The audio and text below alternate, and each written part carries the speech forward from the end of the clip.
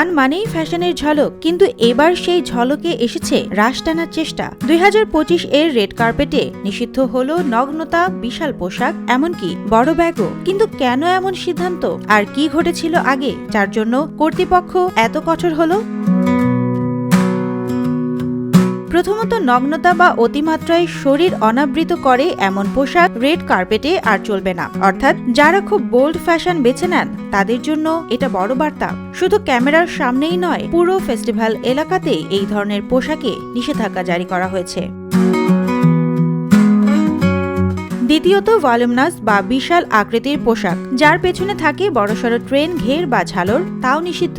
কারণ এতে চলাফেরায় বিঘ্ন ঘটে, নিরাপত্তা ঝুঁকি বাড়ে, এমনকি উৎসবের অন্য অতিথিদেরও অসুবিধা হয়। আয়োজকরা স্পষ্ট বলছেন, এটা ফ্যাশনের বিরুদ্ধে নয়, বরং উৎসবের পরিবেশকে নিয়ন্ত্রণ রাখতে এমন সিদ্ধান্ত। এখানেই শেষ নয়, রাতের গালা স্ক্রিনিংয়ে বড় ব্যাগ, টোট ব্যাগ বা ব্যাকপ্যাকও নিষিদ্ধ। এমনকি ফ্যাশনের খাতিরে কারো ব্যাগে খুব দামি ব্র্যান্ড থাকলেও নিয়ম ভাঙলে আর প্রবেশ নেই।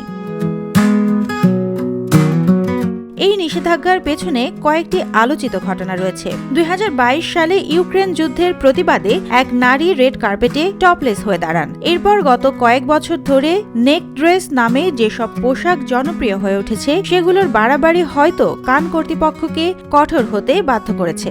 সম্প্রতি আমেরিকান র্যাপার কানিয়ে ওয়েস্টের স্ত্রী বিয়ানকা সেন্সোরির পোশাক নিয়ে যেভাবে বিতর্ক হয়েছে, সেটাও এই সিদ্ধান্তের একটি প্রভাবক হিসেবে কাজ করছে বলে মনে করা হচ্ছে। তবে এটা প্রথমবার নয় যখন কানের ড্রেস কোড নিয়ে আলোচনা বা বিতর্ক হয়েছে। 2015 সালে হাই হিল ছাড়া মহিলাদের রেড কার্পেটে উঠতে দেওয়া হয়নি। সেই সময় অভিনেত্রী ক্রিস্টেন স্টুয়ার্ট প্রতিবাদ করেছিলেন খোলাখুলি। এরপর ধীরে ধীরে কিছু নীতিতে শিথিলতা এলেও 2025 এর এই সিদ্ধান্ত আবার দেখিয়ে দিল, কান শুধু সিনেমার নয়, সংস্কৃতির, নীতিমালা আর ক্ষমতার প্রতীক হিসেবেও এক নিজস্ব অবস্থানে দাঁড়িয়ে।